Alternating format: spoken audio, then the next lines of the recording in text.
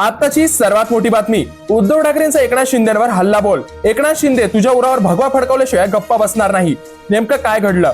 गद्दारांचे नशीब फिरवल्याशिवाय राहणार नाही, किती गद्दारी करा, तुमच्या उरावर भगवा फडकवल्याशिवाय राहणार नाही, असं म्हणत उद्धव ठाकरेंनी एकनाथ शिंदेवर टीकेची दोप टाकली।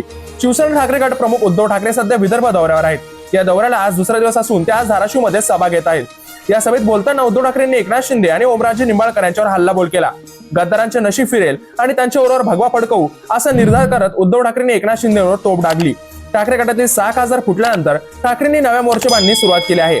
सध्या ते बंडखोर खासदारांच्या मतदारसंघात जाहीर सभा घेत आहेत। याच पार्श्वभूमीवर शिवसेना पक्षप्रमुख उद्धव ठाकरे आज धाराशिव जिल्ह्याच्या दौऱ्यावर आले।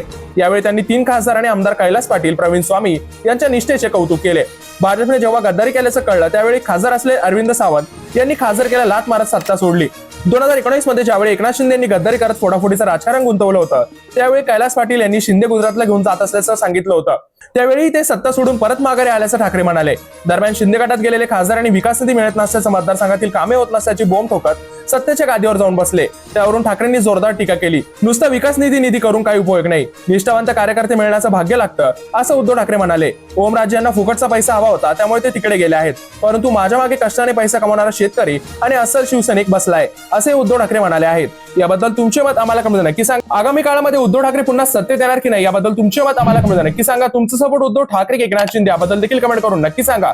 आणि अशाच व्हिडिओज बघण्यासाठी आपल्या चॅनलला सबस्क्राईब करायला विसरू नका।